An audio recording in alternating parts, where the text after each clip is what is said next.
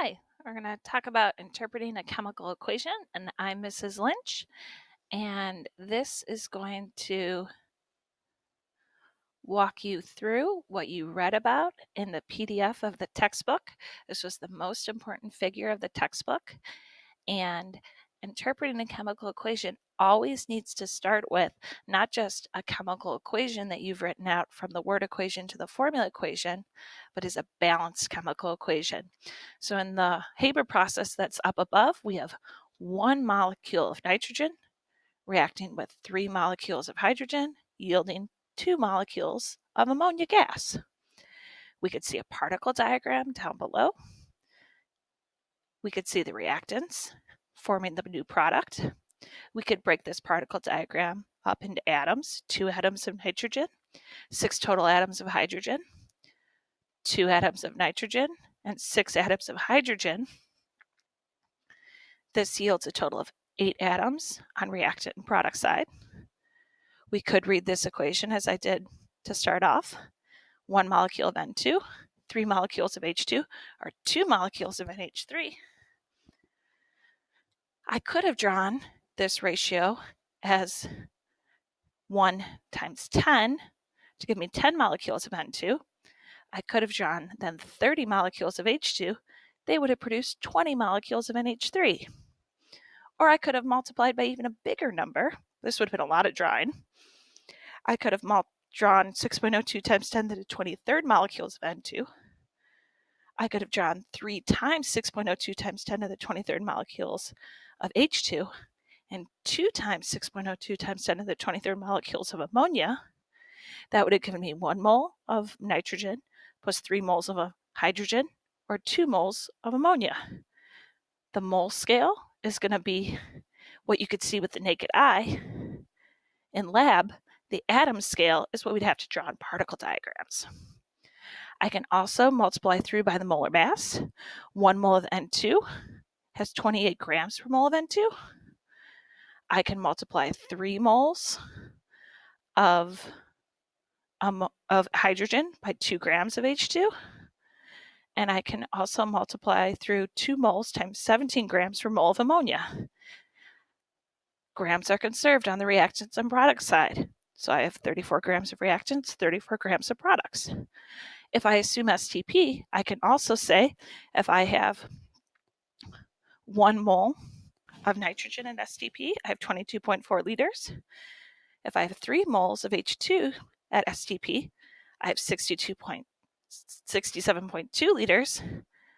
And I can also multiply through 2 moles times 22.4 and end up with 44.8 liters of ammonia.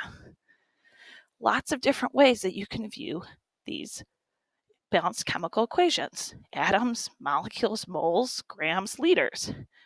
But what's really important is that atoms are conserved on the reactant and product side, and that grams are conserved on the reactants and product side. Every time we do these problems, mass and atoms are always conserved in a chemical equation. All right, this is going to be what you're going to see on your notes in class and in quizzes and future tests. So the first one we're going to do is potassium plus water yields potassium hydroxide and hydrogen gas.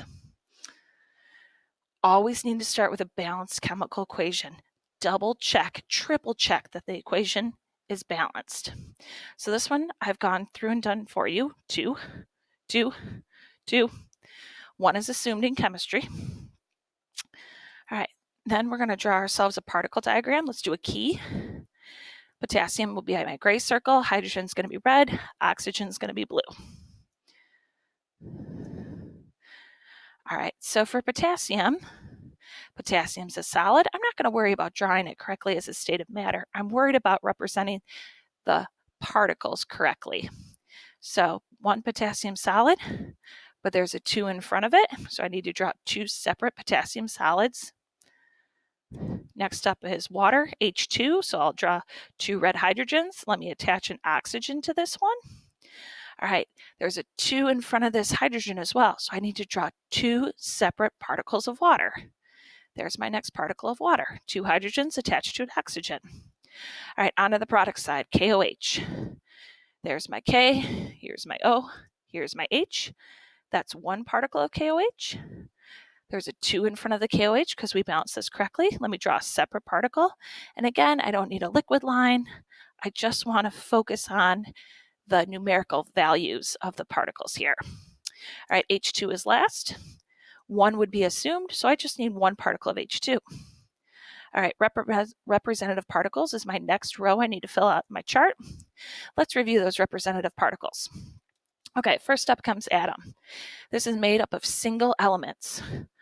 So for example, you can have solid iron, solid carbon, anything that is an individual element off the periodic table, your lithiums, your magnesiums, your aluminum, all going to be one circle. All right, molecule, these are up next, made up of 2 or more nonmetals, the upper right-hand side of your periodic table. Your diatomics do fit in this category. So, for example, here I've got liquid water. We drew that on the previous screen. 2 hydrogens, 1 oxygen, or chlorine gas is one of our diatomics, Cl2. The final one we got to watch out for is the formula unit. This is always made up of a metal and a nonmetal, a cation or an anion, or the left side and the right side of the periodic table. Your polyatomics end up in these as well. So for example, sodium chloride, or one with polyatomic, copper 1 sulfate, end up as a formula unit. Okay, so representative particles. Potassium is a single element. It's just going to be made up of 2 separate atoms. Then comes water. Water is made up of all nonmetals, so they're considered molecules. 2 separate molecules. KOH then has 2 formula units. I know it's a formula unit, not a molecule, because potassium is a metal, hydroxide is a polyatomic anion that's a nonmetal. All right, H2 gas, made up of all nonmetals, it's a diatomic, 1 molecule. And if you see the balanced chemical equation, 2 to 2, potassium, 2 to 2, water, 2 to 2, potassium hydroxide, 1 to 1 molecule. The representative particle quantitative information comes directly from the balanced chemical equation. All right, atoms are up next. This time you're counting the number of circles you drew, really. So there are 2 atoms of potassium. There's a total of 1, 2, 3, 4, 5, 6 atoms of water, 6 atoms total of potassium hydroxide, 1, 2, 2 atoms of hydrogen. And as I said in the first slide, super important to know, atoms are always conserved. 2 plus 6, 8 atoms on the left, 6 plus 2, 8 atoms on the right-hand product side. Atoms are always conserved. Get that in your notes, super important. The number of circles you have on the left rearrange themselves in a chemical equation and show up differently on the right-hand product side. All right, moles is next.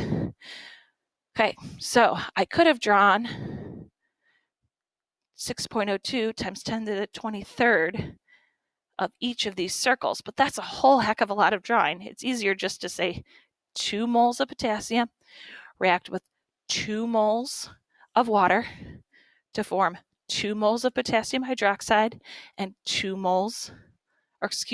mole of hydrogen gas.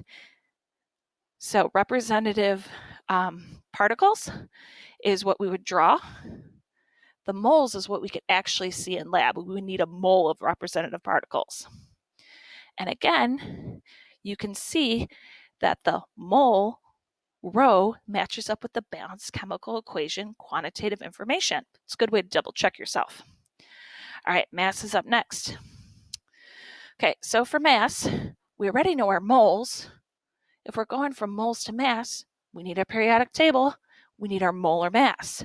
Let me help you out with the proportions here. All right, if I know I have 2 moles of potassium, I want to know, well,